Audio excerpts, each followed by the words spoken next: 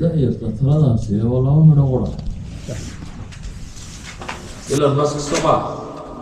وإن بني آدم بقاري بيدا نفر بقول يدور يلا تبلير كنين كاكتئاب كلها الاكتئاب يعني depression mar kale muuqaal kale saaxiibayaal muuqaalkan maanta waxaan idinku soo gudbinayaa markii uu horeysay aan ka qayb galay muxaadara ama mu'tamar uu qabanayay Sheekh Mustafa waxaan idinku soo gudbinayaa 3 qodob kuwaas oo kala ah muxaadaradu mowduuca ay ku saabsaneed waxaan Sheekh Mustafa kala kulmay qiimeynta shakhsi ahaaneed iyo su'aalo la weydiiyay oo ku saabsanaa talooyin gaar ahaan dhalinyarada sheekha masaajidada ku yaala magaalooyinka UK bili la soo dhaafay wuxuu ka qabanayay wacdi iyo mu'tamaro tanna waxay qayb ka ahayd kuwaas intaana muuqaalka qaybiis kale u gudbin haddii aad ka mid tahay asxaabta nagu cusub waxaan ka rajaynaynaa subscribe iyo like nagu saacidid haddii muuqaalkan ku soo laabano hadda waxaan ka baxay xaafadda waxaan ku socdaa masaajidka sheekhu imaanaya waa goor galab waxaan isku aadinayaa maghribka muxaadarada waxay dhacaysaa bacda maghrib masaajidka muxaadarada ka dhacayso waxaa maamula Soomaali waa masaajidka ugu dhow oo Soomaali maamusho qiyaastii wuxuu jiraa 30 daqiiqo baska aad arkaysaan baan raacaya waxay noqonaysaa baska ku gaaro masaajidka intii waxaan soo socnaa masaajidka waa soo gaarnay masaajidka markii nimid maghribka la tukaday kadib wax weyn culimada baa yimid culumadii waxay hordhac u hayeen Sheekh Mustafa wadaadkan hadda oo kamid ah culumadii wuxuu sii qabtay muxaadara kooban inta Sheekh Mustafa ka imaanayo muxaadaradana waxay ku baxaysay English haddii aan wax ka maqasheen waxay u dhacaysay sida tan to be patient. Tell yourself every morning before you leave, before you hit the road. sida maqalsay wadaadka muxaadaradiisu waxay daaraneed ama qusaysay wax la yiraahdo dulqaadka qofka hadduu wax baranayo hadduu shaqeyn nolosha kaan walba qabanaysid inuu u baahan tahay dulqaad intaa markii laga soo tago ugu dambeyntii saaxiibayaal waxaa soo galay Sheekh Mustafa Saad kadib waxay bilaabatay muxaadaradii ama mu'tamarkii sida rasmiga loo sugayay sheekha mu'tamarka ciwaankiisa wuxuu ahaa u diyaar garowga aakhiro haddii aan wax ka maqashay kelmadii wacdigu ku bilowdana waxay ahaayeen sida tan mayitun وإنهم ميتون أدونا ودجيريون السبايل هير سبحانه وتعالى ضدك كلنا ودجيريون وما جعلنا لبشر من قبلك الخلد أفإن مت فهم الخالدون هذه قدتك كاهو الرئي قفنا وما نيه لبا الهيرين ووارو هذا ضدقوا لمطور ما يقى وارا يبا إلهي سبحانه وتعالى كل من عليها فان ويبقى وجه ربك ذو الجلال والإكرام وحوالبا والدنيا كورسارا ما مخلوق وردمي ومرنا إياه إلهي مصوري سبحانه وتعالى وديار garowga aakhira markii laga soo tago sheekha waxyaabo xusay waxa kamid ah nolosha ama adduunyada mar walba inay tahay caqabad oo qof walba culays uu mar walba wajahayo qofka nolosha heer walba uu gaaran mar walbana waxa weeyaan inay hor yaalaan caqabado asaga mar walba culayska wuxuu tusaale u soo qaatay Elon Musk aad garanaysaan ah ninka adduunyada ugu maalqabaysan وإن بني آدم بقاري بيدا نفر بقول يدور يلا تبلير كنين كاكتئاب كلها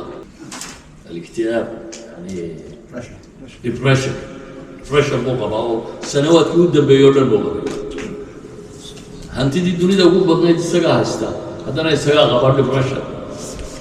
إذا ندون قفهم بروبلم هاي نمشي بروبلم مو بقى على النوع من بروبلم فقرية هي من بروبلم عرض الحنونة هي من عافمة درها هيسا من دغالة درها هيسا من بروبلم سياسة درها هيسا من وهو اللي بروبلم موكوشيرا لكن ديت هلكا waxaa laynoo keenay in layna imtixaamo marka waxaan rabnaa imtixaanka aynu ku jirno inaynu ilaahay ugu dhawaano hadduu imtixaan xoolaaya inaad ilaahay ugu dhawaato hadduu imtixaan caafimaad darro aya inaad ilaahay ugu dhawaato quraanka ilaahay wuxuu u sheegay ambiyo maxay dhowr iyo 10 sanadood xanuun la jiiftay hadduu yahay imtixaan amni darro quraanka ilaahay wuxuu noogu sheegay ambiyo la laayay fariiqa yaqtulun soo ilaahay wala إذا دريد سانون بي مشاكل كواهي ولقين سانون بي وهي دار لسكو يتحامل إذا نصاصي الله يقربا إنه داره آخرا بسنو هلك إنه كحسابنا إنه دار الدنيا وقرأ إنه بسنو فمن يعمل مثقال ذرة خيرا يرى ومن يعمل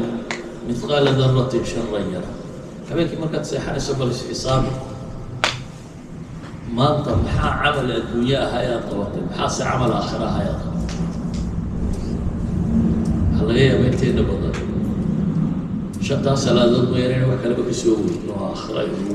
وصميد. intaa markii laga soo tago muuqaalka markaan bilaabaynay waxaan idiin sheegay muuqaalka inaan kusoo koobi doono 3 qodob. qodob wuxuu ahaa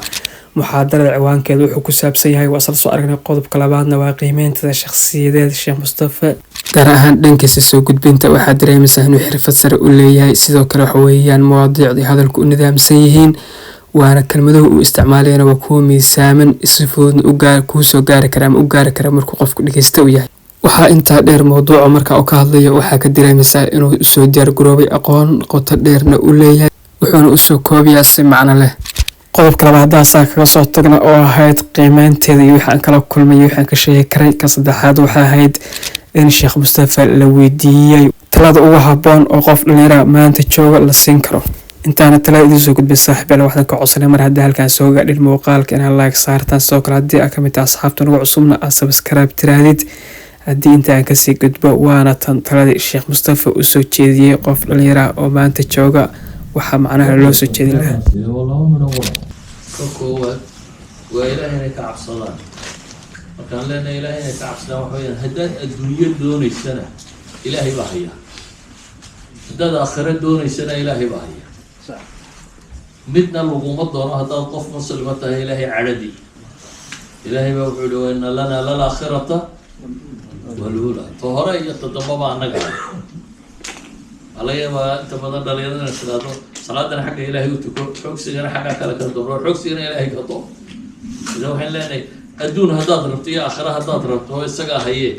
سجا بقرة مالي كل شيء بيدنه وحنا هين سوى هلي ميس مركا إلهي رالي هشيس كل رادي شيء قال بعد أن دليلنا وقت الماما يعني وحوي يعني maadaama uu nool iyo qofka dhallinyaradii waktigii ugu xoog badnaa ugu caafimaad badnaa ugu firaaqo badnaa waktigaagu yuu kaa lumine ama manfaca dunyaha kuu yeesho ama manfaca aakhiraha kuu yeesho